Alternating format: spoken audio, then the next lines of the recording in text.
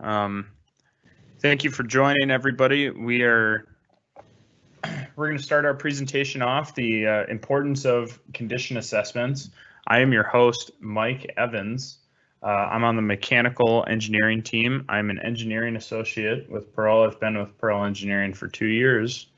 And today, our guest speaker is Jeff Pearl. He is the president and principal consultant of Pearl Engineering, specializing in structural engineering services and project management in industrial projects. He's a licensed professional engineer in multiple states and provinces. And thanks for joining us today, Jeff.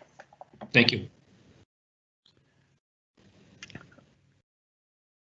I am going to start off with a brief PowerPoint. I'm just gonna, I think Teams is going a little slow here.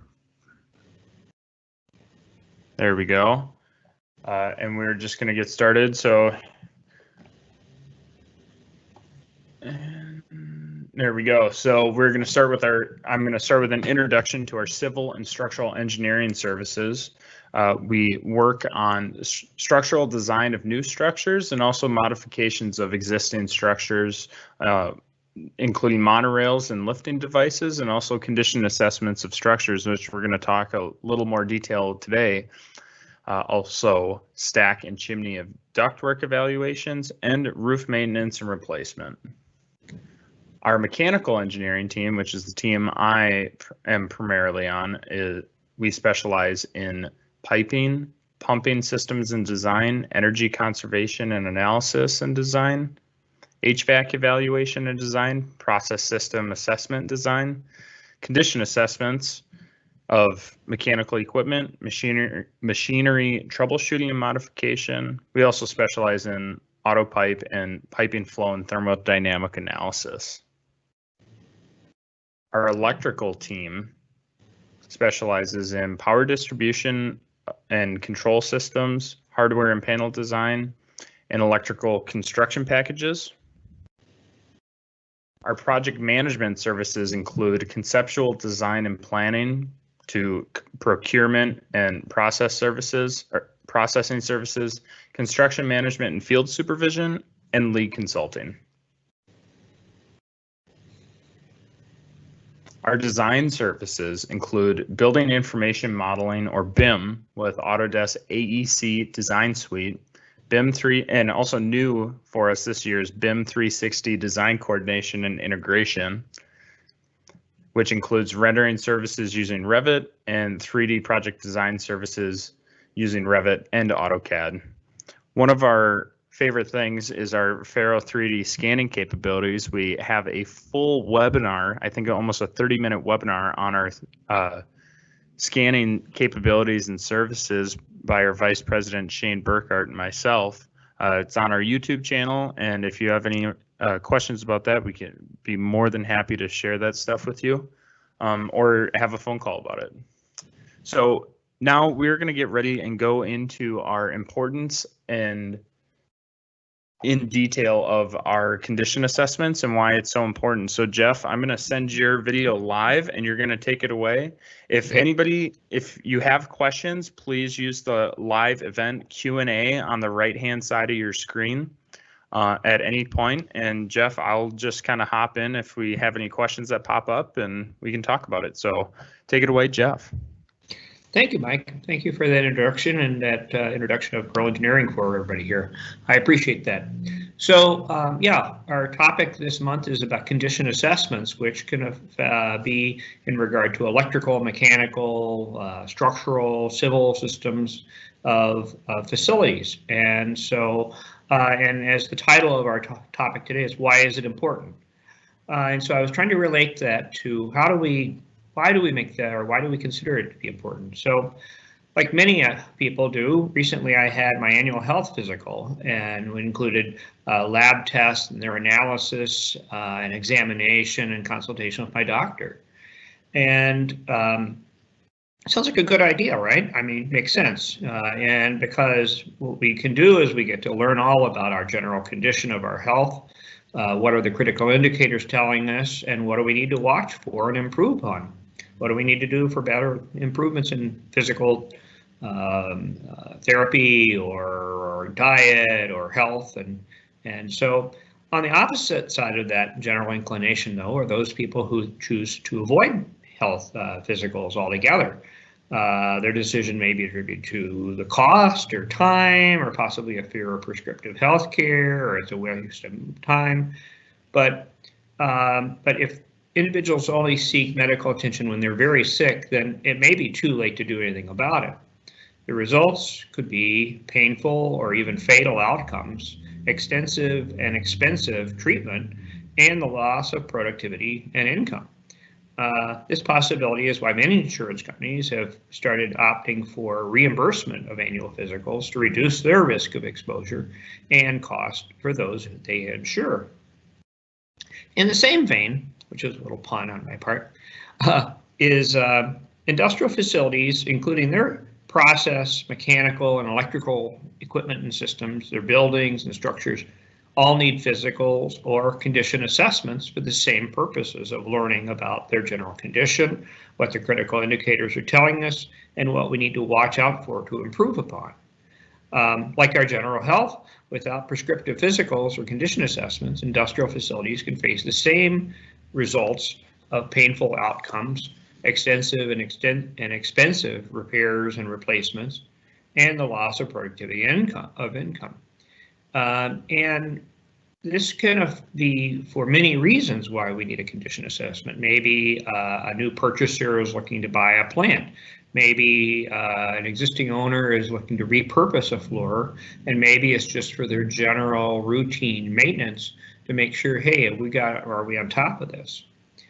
In our 20 years at Pearl Engineering, we have seen and been called out for many emergency urgent repair engineering solutions for numerous emergency conditions in facilities. And the majority of these probably could have been avoided if prescriptive condition assessments and maintenance and repairs had been conducted. These have ranged from underground pipelines failing to 300-foot tall stacks that were almost near collapse. And these emergencies have all resulted in the same points of painful outcomes, extensive and expensive repairs or replacements, and the cost of productivity or income. And so, further, they can also be potentially fatal for that facility, because if they're not maintaining it, it could be a cause for closure by the owners or investors in that plant. One example that I'm going to use, because I looked at different things and thinking about, okay, not everybody has a coal bunker or a 800-foot concrete chimney on their plant, but most every plant has a concrete floor, and so in an operating industrial facility. So I thought, how do I bring this down real terms to everybody so that everybody can relate to it? Well, most every plant has a concrete floor in it, and a lot of them in industrial facilities are used for tow motor traffic. So I'm going to use a fictitious example of a tow motor floor where it has constant tow motor traffic on it. It's carrying large paper rolls across it. It's maybe 60, 70 years old. It's probably had significant deflection when the tow motors are racing across it and it's bouncing. It might have experienced extensive wear, including cracking on the top surface, spalling or flaking off of the bottom surface, resulting in exposed rebar. We've seen plants where they literally hung sheet metal on the underside of the floor slab because the concrete was just popping off and it was hitting people in the head in the basement below. So not a good idea. If you've got a problem of that extension, it could be a lot worse, or can get a lot worse. So does this sound familiar? Because it's very common. We've seen numerous floors experiencing these types of conditions and firmly believe that, like our health, they don't heal themselves. So eventually, in the slab's condition, that bottom surface is probably going to spall off even more and eliminate the bond of the rebar to the upper concrete, making it essentially unreinforced. It will crack and eventually fail. We have literally seen tow motors break through floors and floor slabs like this. It's real. Fortunately, we've not seen one hit the basement floor yet, but we've definitely seen them break through and have to be pulled off of the floor. And typically the steel or the concrete beams, catch the tow motor, but you don't want to count on that. So what can a condition assessment do to prevent such a failure that would result in such an injuries or loss of life, extensive repairs, or loss of production? Well, it can identify the mechanisms of failure and address them proactively. So for example, for this floor, let's say, a typical condition assessment would include similar things to a health exam, in fact, a physical examination to look for definition of wear, possibly 3D scanning to determine the permanent sag or deflection of the floor, mapping of the damage, potential core sampling and testing of the concrete for its compressive strength or of the rebar for its tensile strength. It might include a review of the existing drawings and design to see what it was designed for, analysis of what the floor can do for the actual loads impacting on it, specification of the repairs, and that might include crack injection, surface repair, rebar replacement, corrosion inhibitor methods, and other types of repairs. Or it might include strengthening methods, such as adding of additional floor beams or carbon fiber or slab thickening or additional rebar or intermediate beams, like I said. So with the installation of the repairs and reinforcement of this floor, it can adequately support the loads imposed on it and be safe for continued life of the operation of the facility. So Mike, another example might be like that pipeline job that we did a year or so ago. Why don't you tell everybody about that example? Yeah, Jeff, the pipeline example was, oh, sorry, I'm trying to get my video on here. Oh my gosh. Yeah, sorry everybody. I've been having some issues with this computer as of late. But just like you had mentioned before, this pipe had collapsed and it had not had condition assessments probably done on it, maybe even in the last 15, 10 years. And it was a 300-foot pipe that had become compromised and actually shut the facility down for a period of time. Well, after the repair had been complete, we were asked to help identify other critical underground pipes that could be at risk of failure or were at least nearing the end of their service life. Out of the tens of thousands of feet of buried pipe out there, we had identified 3 sections of pipe that if they had failed, they would have large dramatic effects on the facility's ability to operate. These types of contingency plannings are absolutely critical to mitigate risk and liability to the facility. Jeff, much like, with projects like this and contingency plans, it's not necessarily always the same thing, but, some of these things do repeat itself, especially when you've been in a career like you have for, almost 3 decades. Sometimes history does repeat itself, the old saying. Yes, unfortunately, a lot of times the causes of the damage of say, a concrete floor or a bridge structure don't go away just because you've repaired them.